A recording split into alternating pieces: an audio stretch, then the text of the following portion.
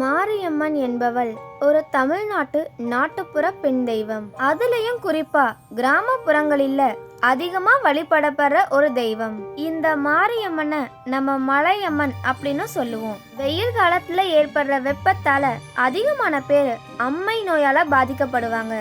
இந்த வெப்ப நோய் வராம தடுக்க கோடை காலத்திலையும் மழை பெய்ய வச்சு குளிர்ச்சி அடைய வைக்கிறாங்க இந்த மாரியம்மன்.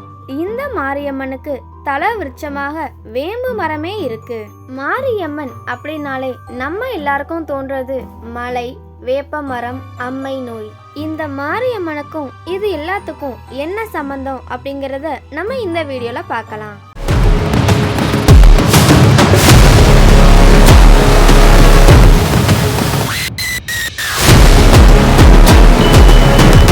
அனைவருக்கும் வணக்கம். இந்த வீடியோவில் மாரியம்மனுடைய வரலாறு தான் பார்க்க போகிறோம். இந்த மாதிரி இன்ட்ரெஸ்டிங்கான இன்ஃபர்மேஷன் நீங்கள் தெரிஞ்சுக்கணும்னா நம்மளுடைய சேனலை சப்ஸ்கிரைப் பண்ணிக்கோங்க. துவாபர யுகத்தில் சந்திர வம்சத்தை சேர்ந்த காதிராஜனுக்கு அழகிய மகளா சத்தியவதி பிறந்தாள். இந்த சத்தியவதிக்கும் ரிஷிகன் அப்படிங்கிற முனிவருக்கும் திருமணம் ஆகுது. திருமணமான கொஞ்ச நாள் கழிச்சு சத்தியவதி தனக்கு ஒரு உத்தமமான பையன் வேணும் அப்படின்னு ஆசைப்பட்டாங்க. அதே நேரத்துல சத்தியவதியோட தாய்க்கும் தனக்கு ஒரு நல்ல பையன் வேணும் அப்படின்னு ஆசைப்பட்டாங்க.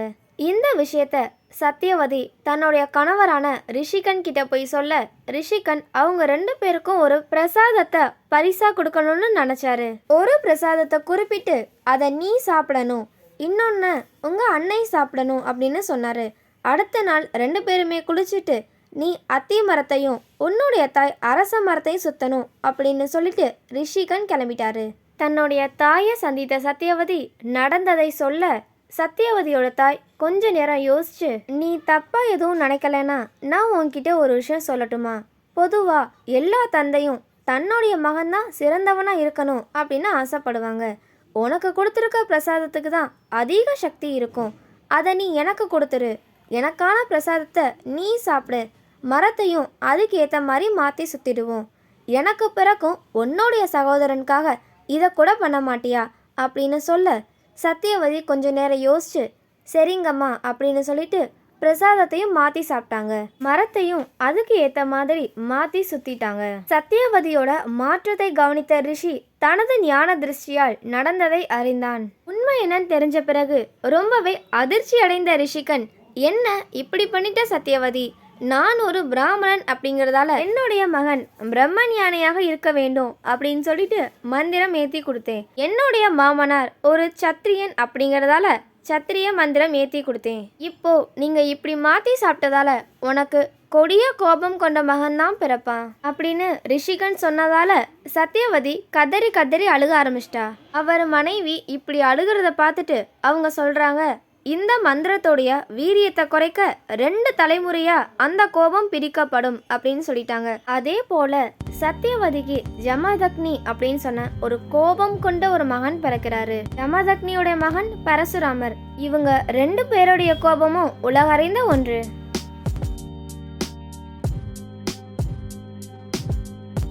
விதர்ப நாட்டு மன்னன் விஜயவதனுக்கு ரேணுகா தேவி மகளாக பிறக்கிறாள். தன்னுடைய மகளை சீரும் சிறப்புமா வளர்த்து வராங்க.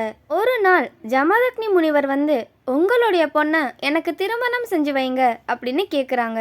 இப்போ விஜயவதன் யோசிக்கிறாரு, நம்ம எப்படி இவ்வளோ சீரும் சிறப்புமா வளர்த்த நம்மளுடைய மகளை ஒரு முனிவருக்கு கல்யாணம் பண்ணி வைக்கிறது அப்படின்னு யோசிக்கிறாரு. அதே நேரத்துல இன்னொரு பக்கம் இவருடைய கோபத்தை நினைச்சாலே ராஜாக்கு ரொம்ப பயமா இருக்கு. இவருடைய கோபத்துக்கு ஆளாகிறத விட ரேணுகா தேவிய இவருக்கே திருமணம் செஞ்சு வைக்கிறது நல்லது அப்படின்னு யோசிக்கிறாரு.